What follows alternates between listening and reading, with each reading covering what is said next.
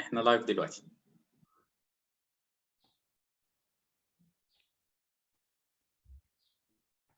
اوكي ابتدي.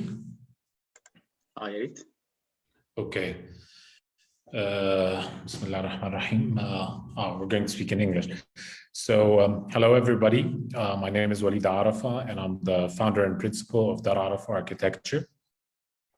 And I'm here to share with you my journey in finding out key questions in architecture, and hence the title On the Road to Find Out. I studied architecture in Ain Shams University, graduated in 2001, and then later on I studied at the Architectural Association in London in 2012. I did a degree in the conservation of historical buildings, and right now I'm doing another master's in the history of Islamic art and architecture at the American University in Cairo. And in between, of course, these were like the academic or educational stations on the road to find out. But in between, there was a lot of questioning in my practice, my design and build practice. So one of the very first questions, that a word that we use a lot in design and elsewhere, not only in design, but identity, and also the question of, so what is identity, and the question of what is Egyptian. For instance, we are right here in this image. We can see on the left a weaver, an Egyptian weaver in the village of Nagada, which is a little bit north to Luxor. So it belongs to the governorate of Qina. The picture of the gentleman at the top left of our screens is a Swiss gentleman. His name is Michel, and he came to Egypt and he helped the Egyptian weavers rediscover their tradition that goes all the way back to ancient Egypt. So the tool that this gentleman is using to weave is the same exactly that we can see on the temples of Egyptian, on the walls of Egyptian temples. So is this Egyptian? I mean, it's an Egyptian thing, but it's been revived by a non-Egyptian, a Swiss. And on the right hand, you can see a huge tapestry on the wall, which is woven by this Egyptian, which is a weave based on a painting done by this Egyptian artist, Ahmed Mustafa. But the group of people that you see, Jack here on the right, and the young and old, actually, French weavers in the city, in the little village of Filtan in France. So does this make it Egyptian? And obviously the tapestry is based on a painting that was talking about the Arabian horse. Which one is Egyptian? Also Egyptian, and we're obviously talking as pertaining to architecture and design, is this Egyptian, the pyramids, of course, or Sultan Hassan, or Rifai? The dome of Rifai from the inside, the Dir al-Bahari, Hatshepsut on the left-hand side, Al-Azhar with all of its different generations of buildings. So we have a Fatimid phase, we have Mamluk phases, and so on, or Ibn Tulun, and of course its references to Mesopotamian architecture. The Hanging Church, or Qubbat Effendina, which is the mausoleum of some of the family of Muhammad Ali Pasha. So, I mean, looking at this question, but surrounded by this wealth of different things that all claim to be Egyptian, sometimes some people claim that one of them would be exclusively Egyptian and the others would be less Egyptian. all of these questions, and in my early years studying architecture, so in my early beginnings, when I sensed the difference between architecture and construction, they're not the same thing. Between meanings to be served and technologies intended to serve them, between vision and procedure. I wondered, as a student of architecture, as an Egyptian who belongs to the civilization of Islam, what is the meaning or set of meanings that I must serve? What architectural quiddity does the world expect from myself and my colleagues? What is Egyptian architecture, and what is its relation to the international schools of thought? What is its relation to all of the previous historical manifestations that has preceded it? Ancient Egyptian, Coptic, Islamic, including its different epochs. How was it influenced by Greek and Roman tributaries and its Arab, African, and Mediterranean spheres of belonging? Is there a common thread that weaves all of this, linking the past with the present and taking us into the future, which is the most important part? I mean, what is the use of all of these questions and their answers if they are not going to help us to go further into future steadily and surely without being uprooted? From the early beginnings and to this very moment, continuous attempts and search for answers.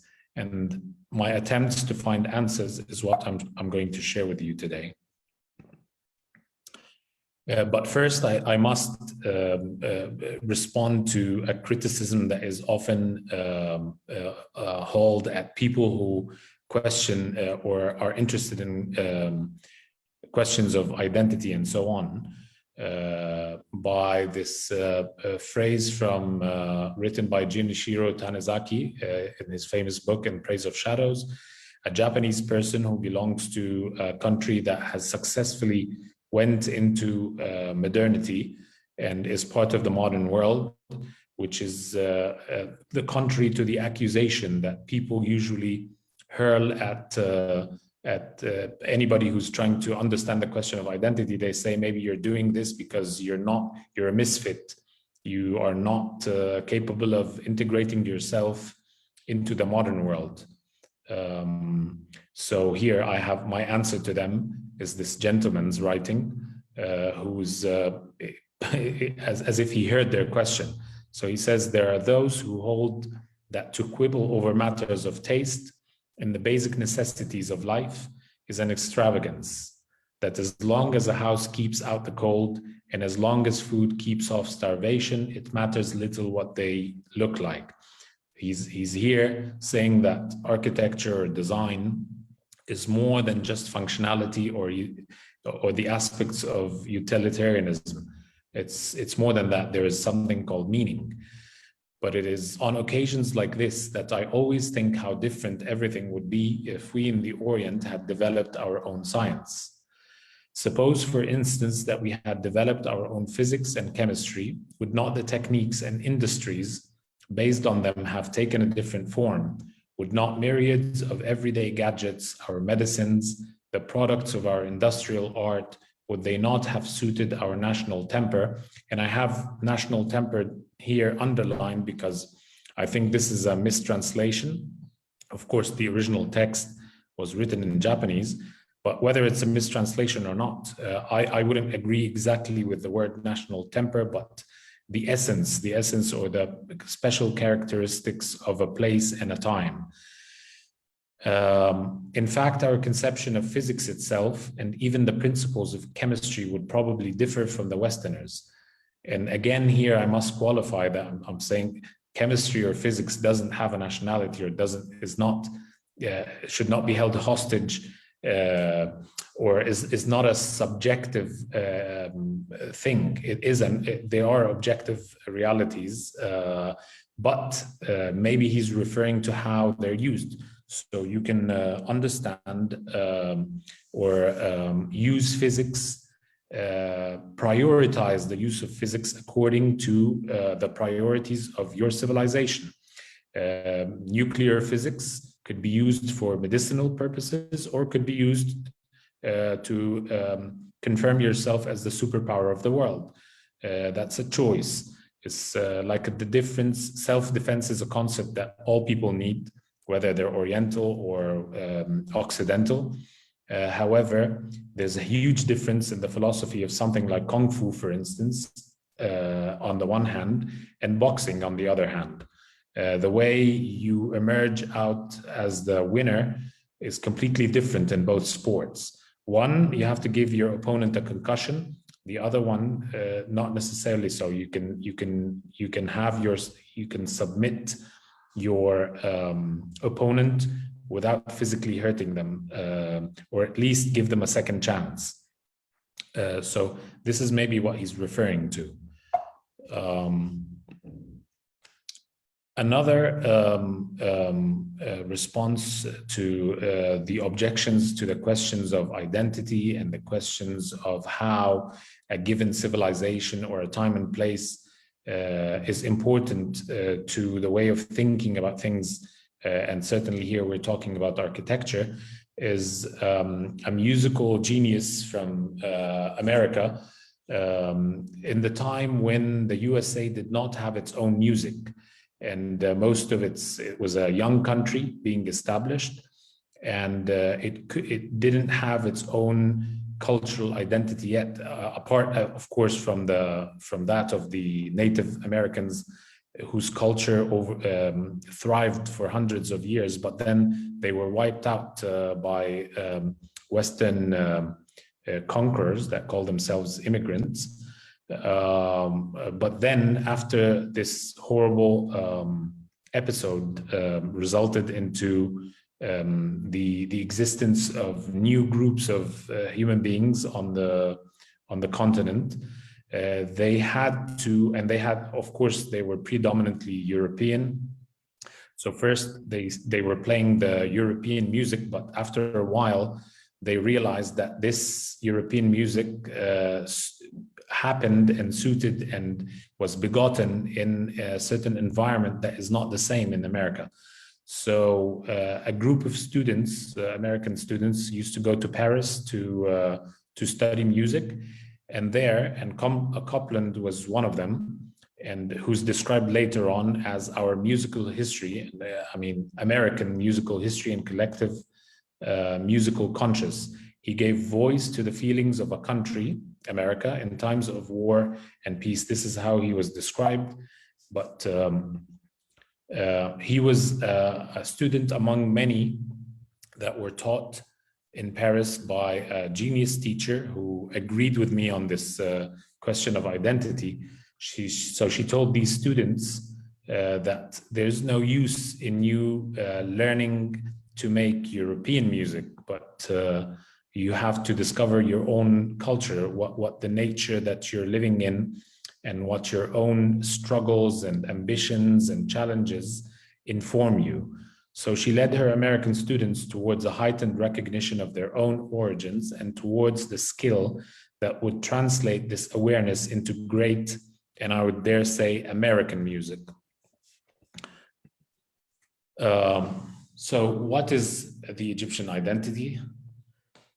In my opinion, one of the objections that people would have against the question of identity are in the right place, because sometimes when people are looking for identity, they fall for negative things like chauvinism, for instance, or like my country is the best country, and there's no such thing. And Schwaller de Lubitsch, an Alsatian scholar who dedicated his life to understanding the Temple of Luxor and called it the Temple and Man, and he has written many books, important books, best describes the way I understand Egypt, not in a chauvinistic, narrow-minded manner, but, and I will quote his words here, or the words of Robert Lawler describing Schwaller de Lubitsch's opinion or how he saw Egypt. So he says, in Schwaller de Lubitsch's scrupulous examination of the art and the architecture of the Temple of Luxor, at least two concrete levels are being developed at any given point. One is a study of Egypt as a civilization that exists in a factual, geographic place and time, including people, mythology, social forms, its chronological unfolding, its monuments and artifacts. This level is only a backdrop. or a support for another Egypt, which might be defined as a quality of intelligence. This Egypt is an evocation of a particular utilization and expression of a universal power of higher intellection.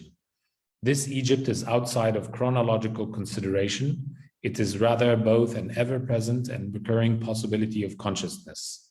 So here he's talking beyond, he's talking about Egypt as a phenomenon, as a quality of intelligence. And this is what I'm interested in when I'm talking about Egypt or identity. And this is what I think the Japanese should do when they're thinking of Japan, the Chinese of China, the Americans of America, and so on. So what is Egyptian architecture? If we take all of these thoughts with us, I'm now going to make things lighter. These ideas that I was talking about and these questions, I'd like them to be in the background while we're exploring my attempts to answer this question, but through design and construction.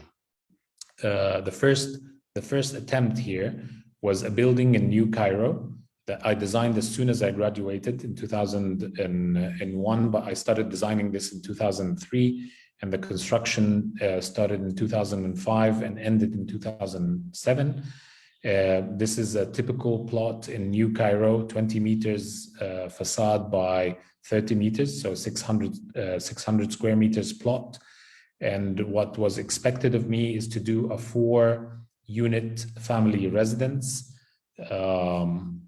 So I'll leave you. So we have a duplex on the first and second level. We have one apartment, and I'm speaking to you actually from within this one here, which is my studio, and then another apartment here, and then a lower duplex. We can see that actually in the, yes, in the ground floor and part of the lower ground floor. So there were, like, for instance, the idea of a courtyard in Egyptian architecture, and how is this possible with a plot that is 600 square meters, with all the demands that were made onto me? How can you do, for instance, how can you ensures things like privacy, for instance? Here we did, legally, we were supposed to build up to this line, but I actually allowed myself to go back all the way to here for the first 2 floors. And now I had a new interpretation of a court yard with a curtain wall of glass that was connecting the inside to the outside, and now I have a garden instead of just a strip of 3 meters by 20 meters. Some people might classify this as modern. I'm not going to argue for or against this for now, but let's go through the pictures. So this is the main facade, the western facade. This is the southern facade. This is an interior shot of the staircase. A shot from the interior of one of the units, and this shows the 2 upper floors. So you have 1/3 here with the 2/3 here as one unit, as a duplex tied with an internal staircase, and then you have this L-shaped apartment twice. I'm actually speaking to you from here.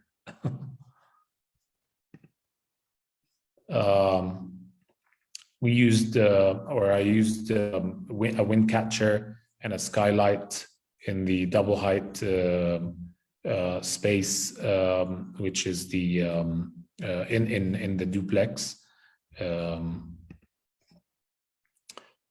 Other shots of the interior.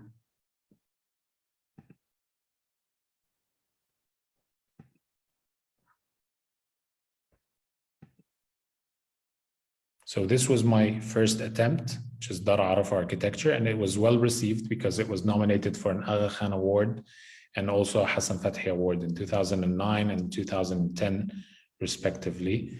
Later on, I did a roof house. So there was an existing building already which had a roof, and the client bought that roof, and he wanted to build himself a nice apartment. And I thought to myself, this is going to have a lot of heat, and the building already has residents in it. And if we do it the conventional way with concrete, this will cost us a lot, and it will be a terrible mess for everybody living in the building. So I decided, why not experiment with load-bearing walls and vaults and domes? And this was the result.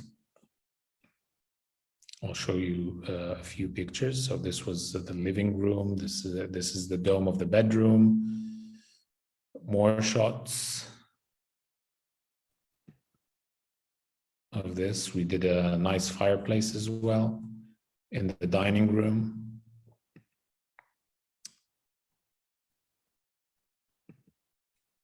And then from there, I was offered, actually literally from there, because as I was building this project, the roof house one, another person passed by, and he was so interested in the way we were building domes and all of that.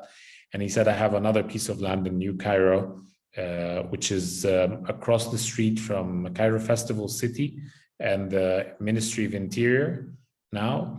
And because of its proximity to the Ministry of Interior, there's a strict limitation on height. And so the client wanted a standalone one family unit, like or what we would call a villa. And so there was no reason for him to go for concrete, skeletal concrete, because it was obviously more expensive.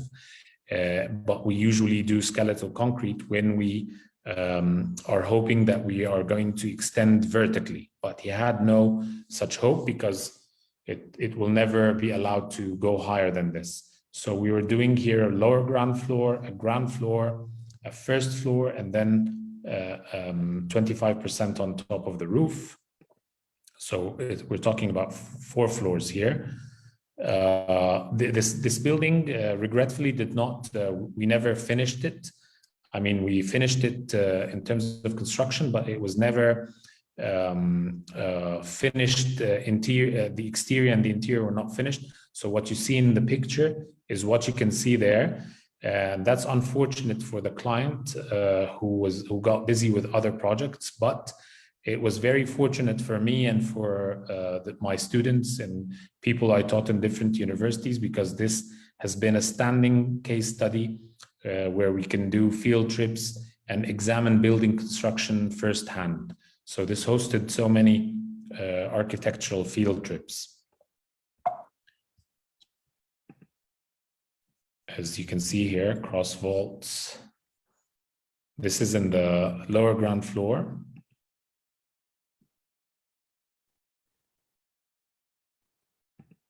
So this is the white material, is a limestone from Minya, okay, that is cut by saws. And of course, the red material is red brick, and it was supposed to, everything was supposed to be then later on clad in hashma stone.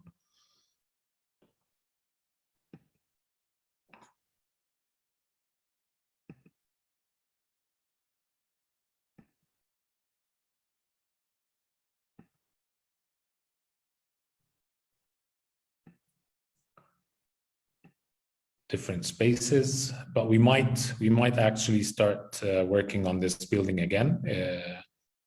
We left it in this state since 2011, and then there was another residence in Al Abur in Arabi, and this one was skeletal concrete. And this was the last project I did before I embarked on the Basuna Mosque. And you can see that I was doing this maneuver with these cubes that are 30 by 30 by 30. In hashma stone in an attempt to play with shadow and light, which I think is something that is very prominent in Egyptian architecture. This is a render. What you saw before are real photos, but this is a render to show you the other parts that were incomplete that we couldn't show pictures of. So this facade here is strictly northern. So there is no direct sunlight that falls on this facade. And the whole building is on top of a hill, so it is not obstructed by anything for miles ahead of it. So it maintained its privacy and a good position with regards to the sun. And so I decided to go completely transparent on this facade for the leisure of the residents. Now this is a real picture again.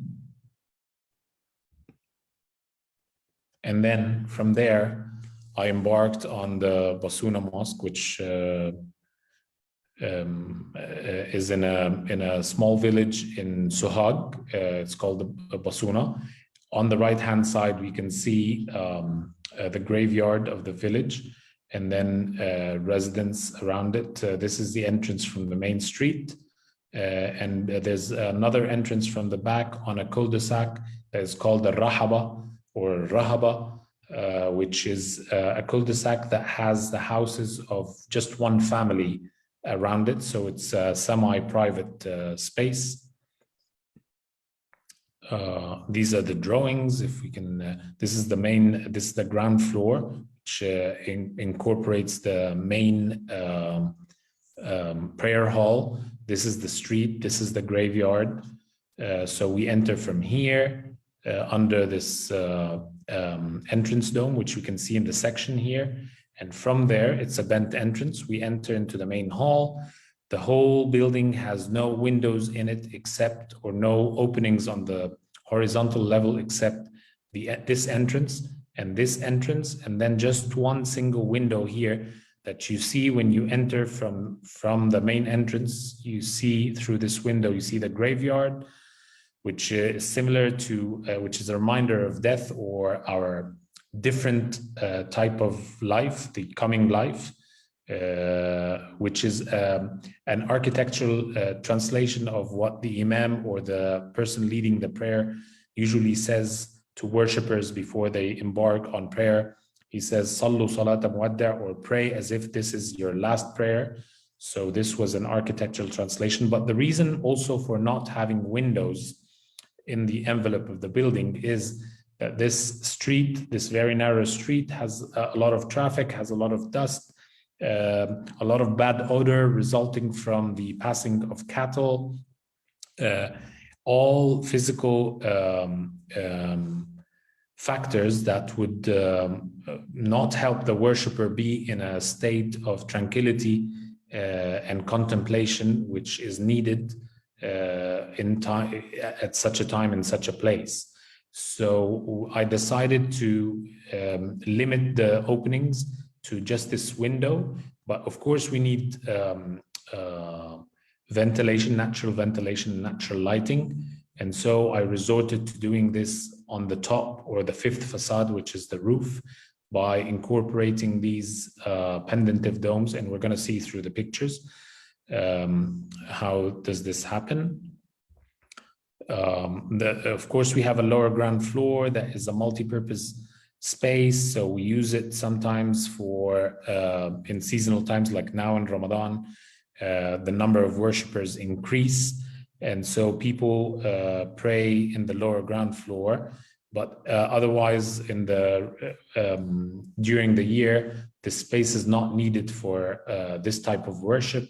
And so we made it in as an open plan so that we can use it for tuition or for hosting festivities or medical purposes as well, so as to use the building in a sustainable manner all around the day and the seasons. So these are the different facades of the building. This is the main street facade. This is the facade overlooking the cul-de-sac. These are real pictures.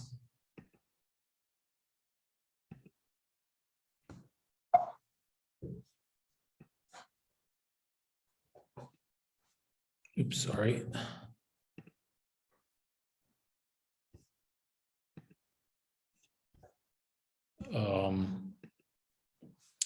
This is exactly what I was just explaining. So when you enter through the main entrance here and you're under the entrance dome and you look through this archway, you see this window, and behind it you see the graveyard. This is what I was explaining a second ago. And then you turn right towards the Qibla, towards the Mihrab, and you stand and you're ready for a prayer. You can see that the light enters gently from the roof. This is the entrance dome. And here I love this picture because it shows my journey actually in thinking. So this dome here is a very traditional feature. This is an intersecting arches dome that is very similar, or it's actually the same design with very little modifications, similar to the Gran Cordoba Mosque in Spain. The only difference is that they were using semicircular arches, whereas I used here 5-pointed arches.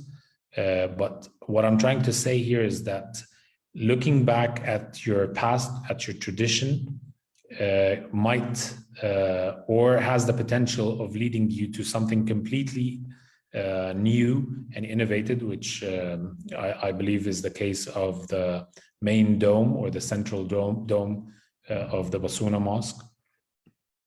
Also, the pendentive domes covering these 108 squares that make the roof are also another way of handling tradition or looking at the past in a forward way, because pendentive domes are usually used only to, or were always in the history of architecture used exclusively to transform the square plan into a circular plan to prepare for carrying a dome.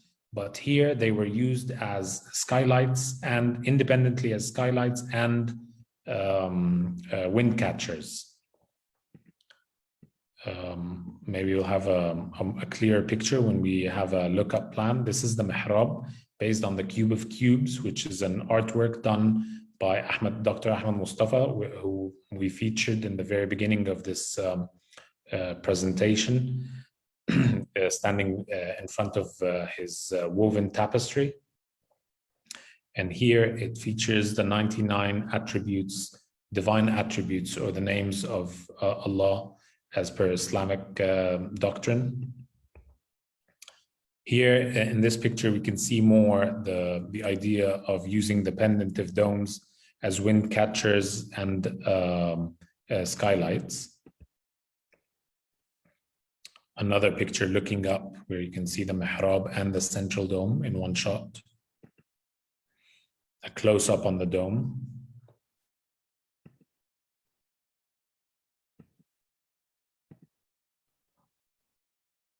And this is the mosque in action. A reverse shot. And this is the facade from the Rahaba. Another idea where we have here traditional mashrabiyya or woodwork, and here's a new interpretation of it in stone. So this is one of the things that I've been looking into. How can we learn from tradition or from our from the Egyptian architecture in the past, introducing us to the future without being uprooted? Close-ups on the same grill or screen. This is the staircase behind it. This is how it looks like. Leading to the lower ground floor downstairs, or upstairs to the exclusive mezzanine for ladies.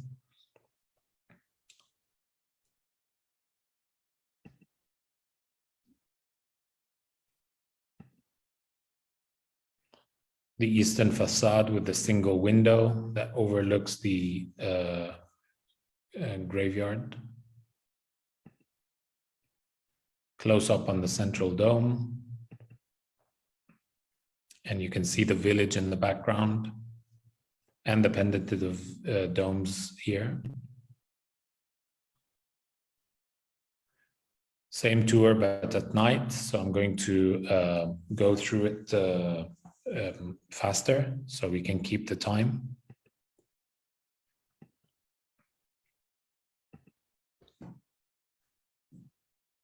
So again, through the main entrance.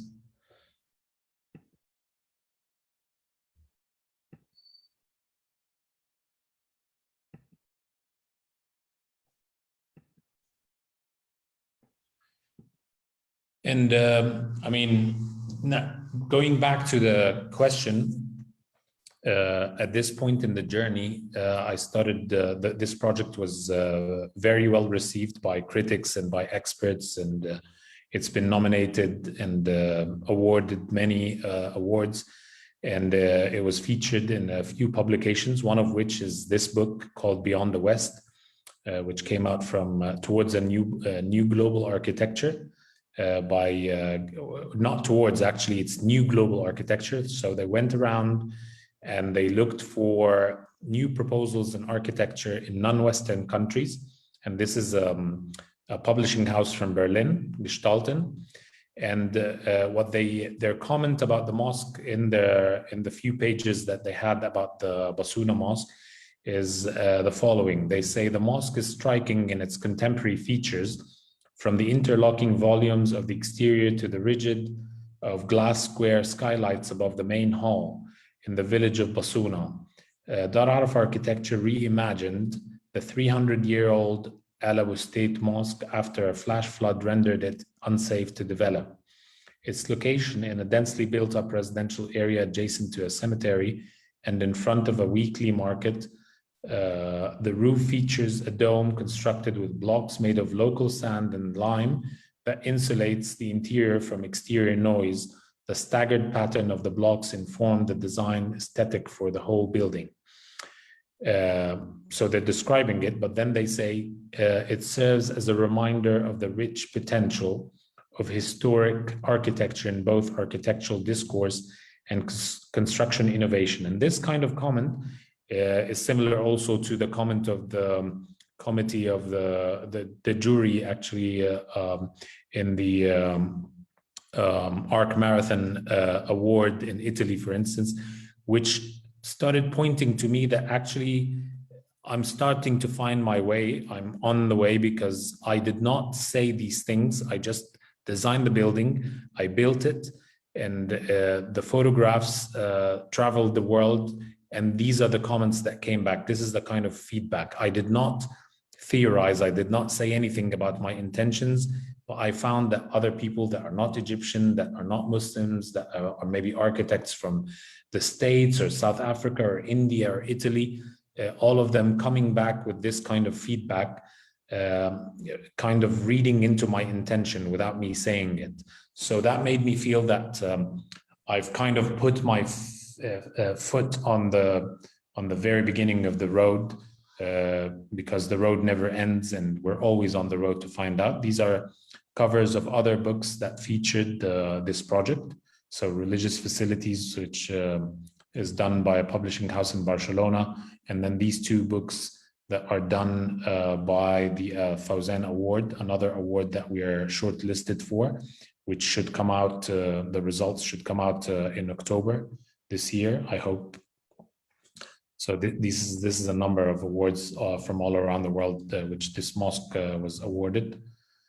And then from there, from this small village in Sohag, I got the opportunity through an international competition to design the House of Egypt in Paris, in France, in the International University City.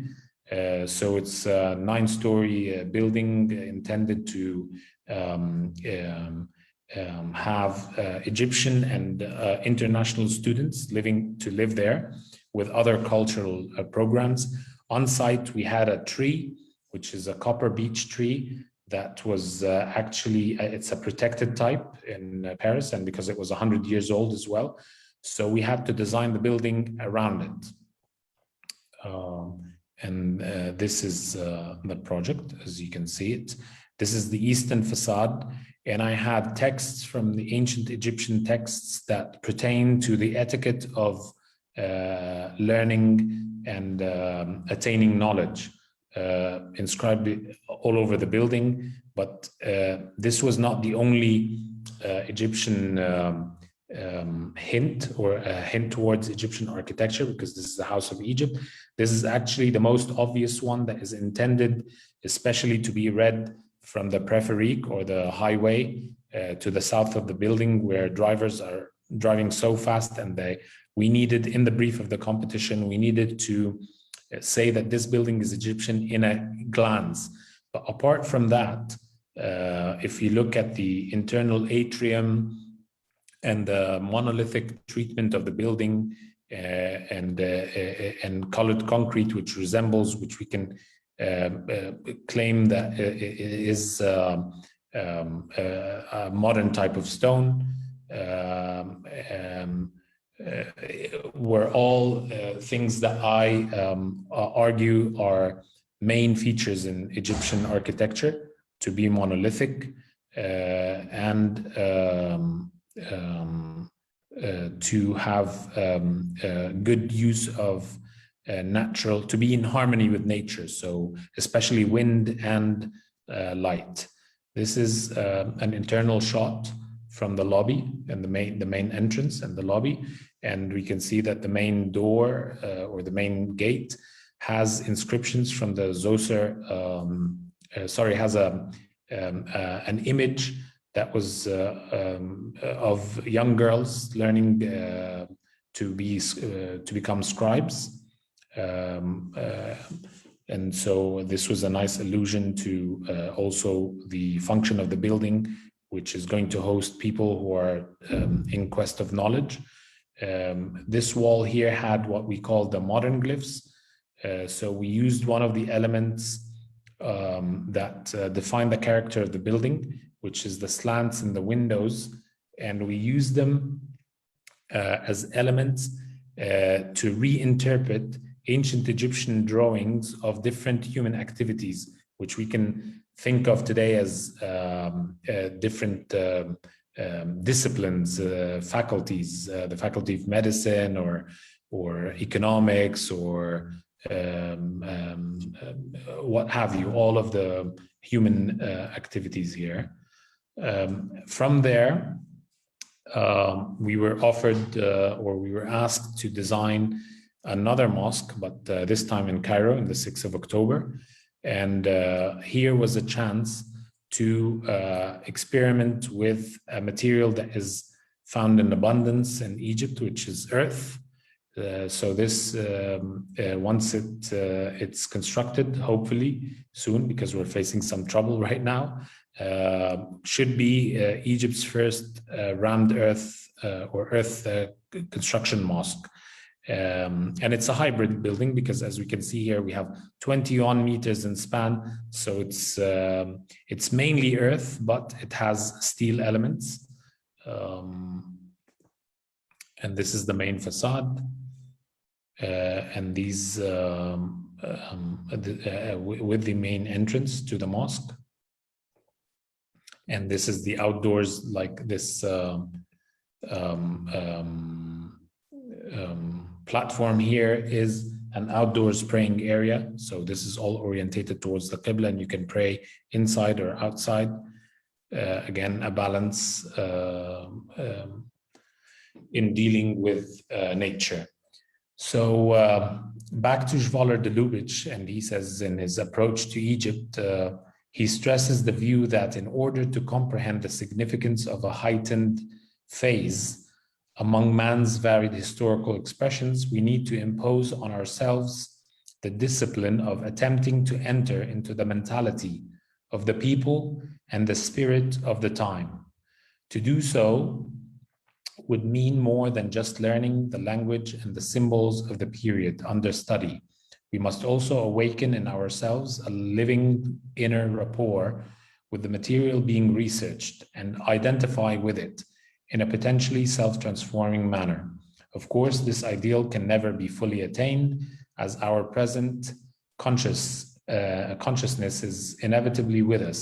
But on the other hand, by continuing to sift all of history through our present rationalized, individualized psychological mentality, we distort beyond recognition the content and the meaning of the past.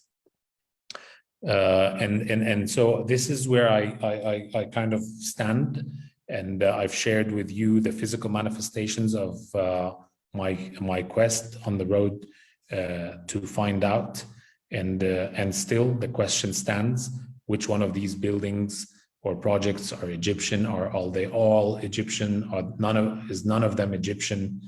And the question carries on and on. And thank you very much for your attention. And I'm ready to receive any questions you have.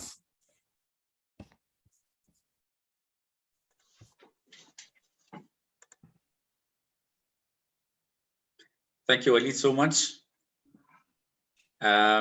Your presentation was it's more than interesting, and the question you're asking or trying to find an answer for actually is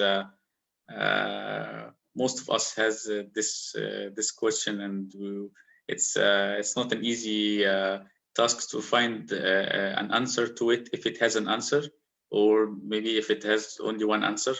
We don't know. We are searching for our answer, like you are doing. We have a question here from Muhammad Radwan. He's asking, how was the mosque received in the Basuna community?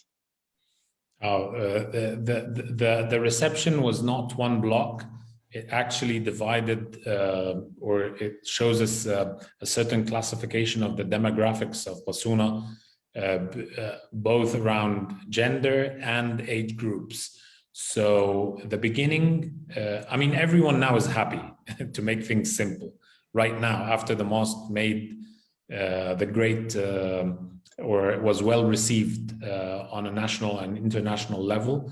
So that makes the people happy now. But while we were building, the reactions were not the same. So we had the age groups of older people, especially males, were not very happy, not about the language or anything, but they thought this was taking too much time. And they didn't seem like they understood, and maybe they were too afraid to ask what was going on. Whereas 40 years old and younger males were more receptive. Children, for instance, which makes me very optimistic, were always asking about this detail, that detail, what does this mean, why are you doing it this way? And so they were interacting with the project on a daily basis. I was lucky to be there during the construction. I spent a lot of time there during the construction.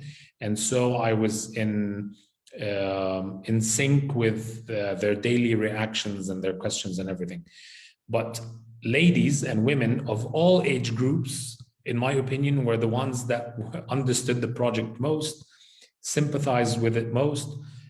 Of course, there might be selfish reasons for them, because this was the mosque that the first mosque to offer decent praying spaces, or spaces at all, for women on all three levels. So we had a mezzanine exclusive to ladies that would not like to mix at all on the mezzanine level. And then we have the lower ground floor could be divided between males and females in a very egalitarian manner, because it was divided vertically, perpendicular to the Qibla. So like if we're thinking of the first row, we have female worshippers in the first row and male worshippers in the first row, with a separator that is going perpendicular to the Qibla, but also elder ladies who have a special let's say status in the upper Egyptian society. They feel comfortable mingling with men, were allowed. They had their own entrance from the back here, where they could be admitted into the main prayer hall. So yes, this was what was happening during the construction itself, but then the reception after the building was over was completely positive, because I kind of exerted the effort to show them how does this tie to the local architecture. There were still few old buildings standing in the village, and I showed them how the sensibilities of these old buildings and their building details were continued in this mosque. But also they were happy about, how it was received. That was the main motivation. I wouldn't claim that everybody understood, but at least everybody's happy. And hopefully the younger generation, by living next to a building like this, it would be a benchmark, or at least a starting point, hopefully to things and buildings and aesthetics and functioning that should be way better than Basuna in the coming years. So yes, I hope I answered the question. Yes, thank you, Waleed. And I know that it's not an easy task at all to convince people with this untraditional design for a mosque, especially when we are talking about something related to religion. It's usually people expect it to be very traditional, and that was amazing that this kind of untraditional design accepted in the community.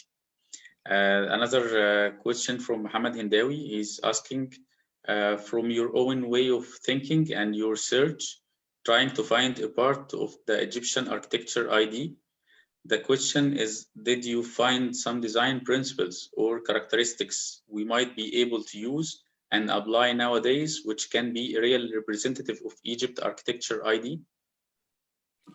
Thank you very much for this very good question.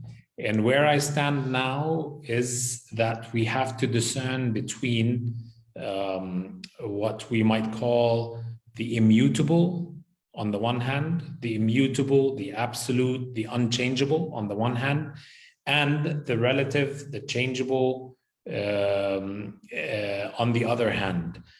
So for instance, there are things that should never change, no matter what the manifestations are.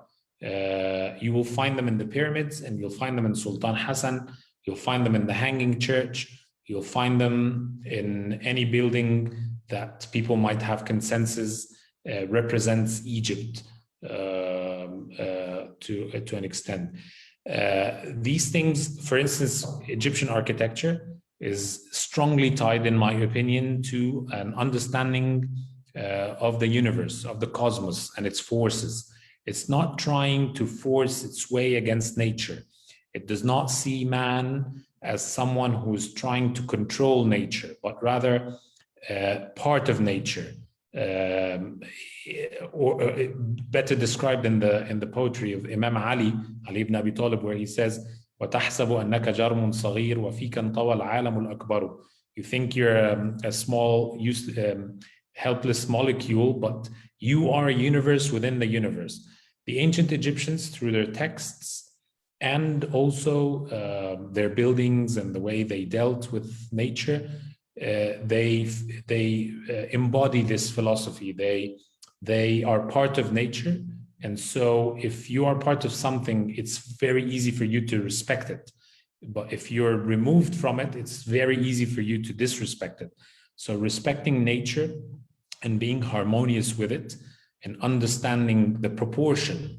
I mean, even in the modern day today, a small earthquake can put all of our human endeavors to bring them to nothing, or a typhoon, or Katrina, and all of these phenomena of nature. The ancient Egyptian had respect. So today we have to have respect. We have to understand, if we want to continue Egyptian architecture, this is one of the immutable principles, in my opinion. You have to understand how the sun behaves in a certain place, the wind, the materials that surround you, and of course also how the humans behave and how the humans think and what their priorities are in the place.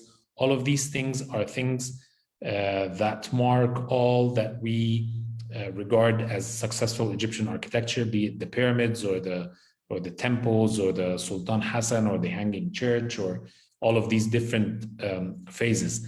The manifestation, on the other hand, the embodiment, the physical expression, might change, because we cannot claim that the aesthetics of the Hanging Church are exactly those of the pyramid, but there is a relationship. So again, what is the relationship here? It's the understanding of geometry and proportion. So these are, in a nutshell, some of the main tenets of Egyptian architecture, as I understand it, all through its different phases.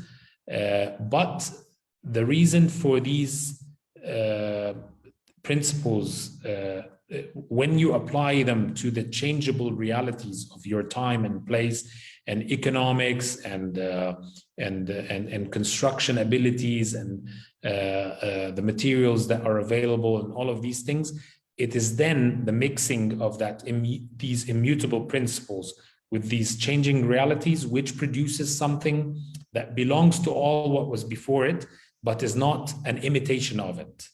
And this is what I'm always trying to do and find out, to discern, to change the changeable and respect and maintain and fixate the unchangeable. If we maintain this balance, this is how we produce or we become part of the continuity of Egyptian architecture. Thank you, Waleed. So it's not about the motifs or the ornaments. It's not like this. Absolutely not. Yes. We have another question from Islam Mosleh. Is it possible to make some stress and more elaboration about the quality of intelligence? Okay.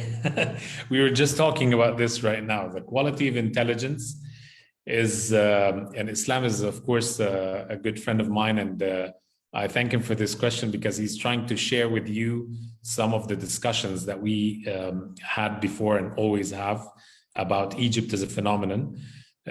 So the quality of intelligence, of course, I invite all of you to try and read the works of Schwaller de Lubitsch, but in a nutshell, again, it is, he means by that a certain understanding and an ability to discern between what is immutable and what is changeable. We were just talking about this in the previous question. And then acting accordingly. This is the quality of intelligence, understanding your scale and your proportion and your mission in this world as a human being. This was the crux of the Egyptian thinking.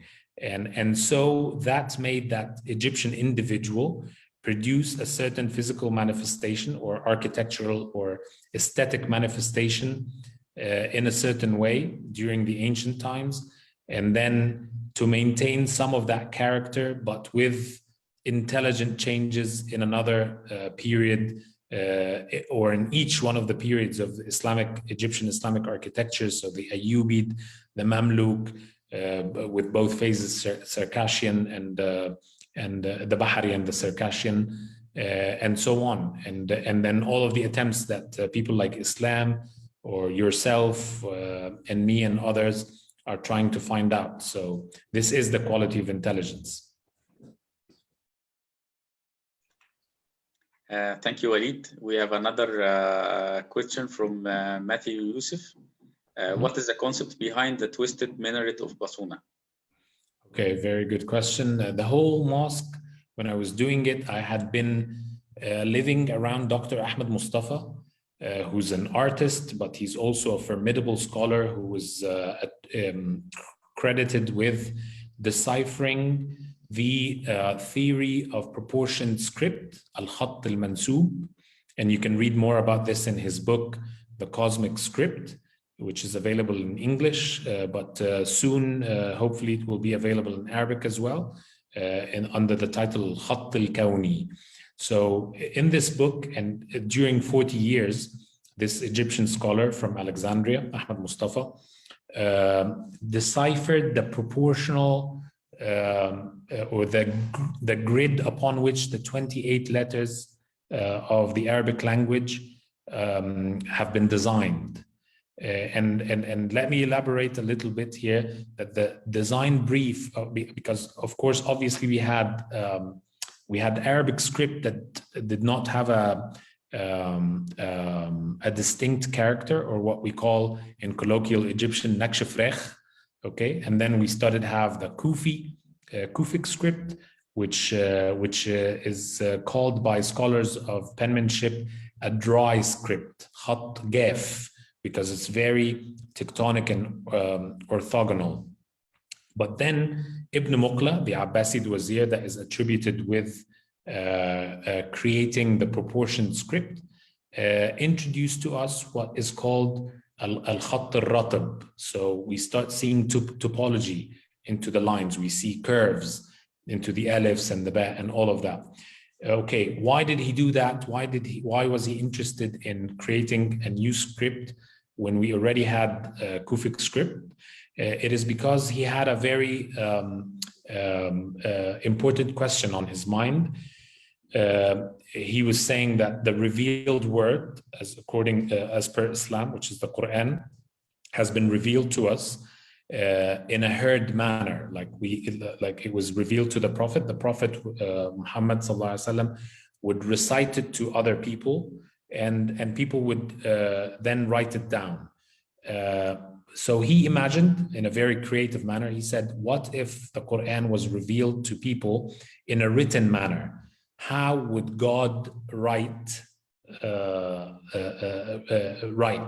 And his deduction was that whenever God speaks to our eyes, so in the visual level, he speaks to us through geometry, through scale and proportion. And one of the most important proportions ever that we find around us all over nature, and that was then incorporated by all traditional architectures, is the golden section, or what we call in Arabic an-nisba al-fadila. Sometimes we call it an-nisba al-thahabiyya, but the original name is an-nisba al-fadila.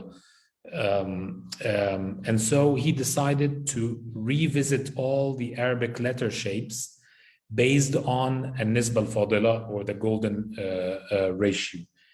And so all 19 shapes of the 28 letters come back to one unit, one grid.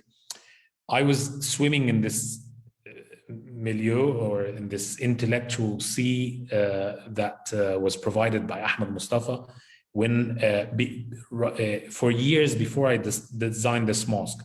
So when I designed this mosque, my proportional system for designing the whole mosque, the entire mosque, was the same grid upon which the Arabic letters were based.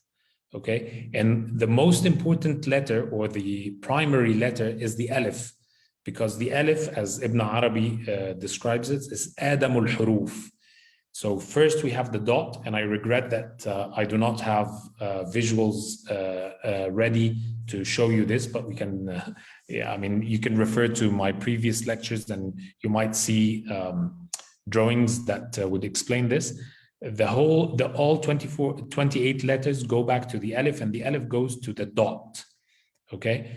And the alif is designed in a certain way based on 7 dots. So the minaret here represents a 3-dimensional interpretation of the construction lines of the alif.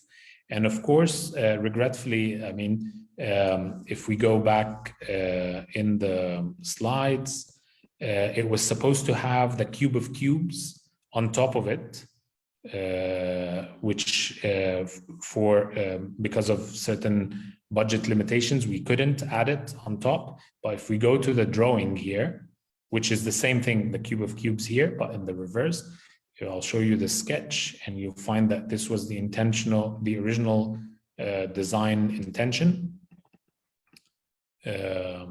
which is supposed to then, as I said, the motivation here is to represent the alif, which is an allusion to the proportional system that I used in the entirety of the mosque. You can see it in the mihrab, you can see it in the division of the roof. The actual central dome is based on the golden angle, which comes from the golden ratio as well. So everything in this mosque is governed, and even these columns here follow the same thing. And of course, there were other intentions, which is, I mean, this twist here gives you a feel of dynamism, which is allusion to the circumambulating around the Kaaba, okay? But in a vertical manner, not just on a horizontal level, but going vertically, which is alluding to other meanings in Islamic worship, which like fana, for instance. So you're a human being, you're made of, you're physical, but you're trying to escape your physicality or harness your physicality into a more spiritual plateau of existence, which we usually as human beings refer to in the vertical sense. Higher, higher, higher. And let me show you what the minaret was supposed to look like. But I hope this answers your question. Yes, here. So the minaret was supposed to culminate in this manner with the 99 names of God as well. Thank you, Waleed. We're taking a lot of your time, but this is the last question that we have.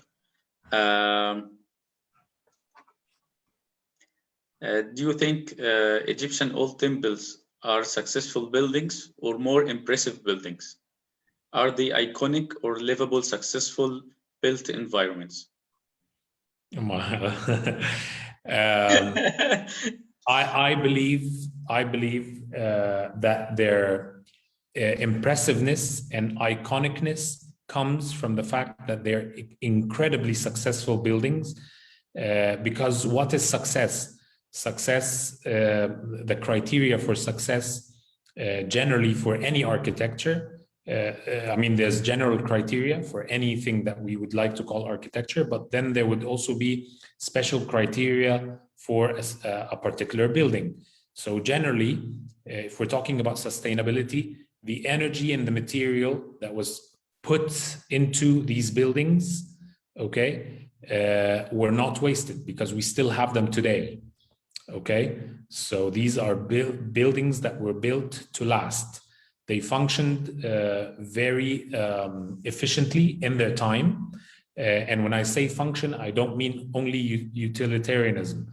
I mean utilitarianism, so that they obviously offered comfort for the users, but managed to through their spatial configurations to host all the functions that were needed by the users of these temples, be they priests or worshippers. But most importantly, they harnessed all the meanings and the doctrines that the ancient Egyptians believed in. And they still, these buildings endure till today.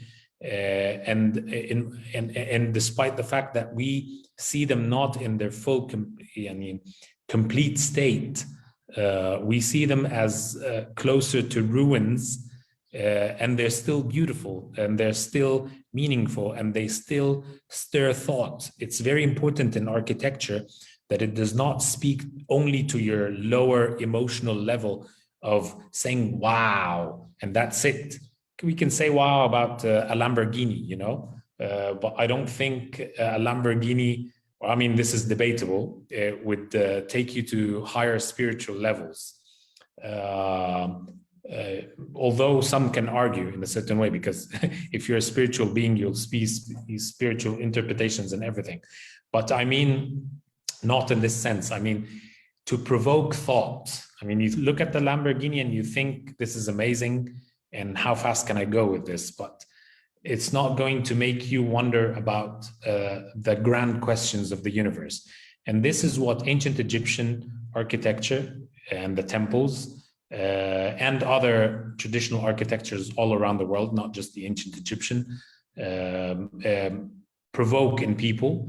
And that's why we never get tired of them. If you've visited the pyramids thousands of times, I personally don't get tired of them. And the statistics and tourism tells us that people don't get tired of them. So there's an immutable quality in them. And so I see that the to sum up my answer, that the ancient Egyptian temples were incredibly successful buildings, and that's the reason why they are impressive and iconic in a meaningful way. There are buildings that are iconic in a non-meaningful way, and I think that ancient Egyptian architecture, temples or not, succeeded incredibly in unifying this, in overarching the dichotomy of useful but not impressive, impressive but not useful. No, great architecture does not see these as two things. They're one. There's a unity, there's a unison.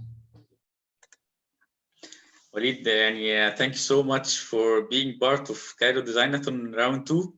And thank you for this quality and intelligent talk.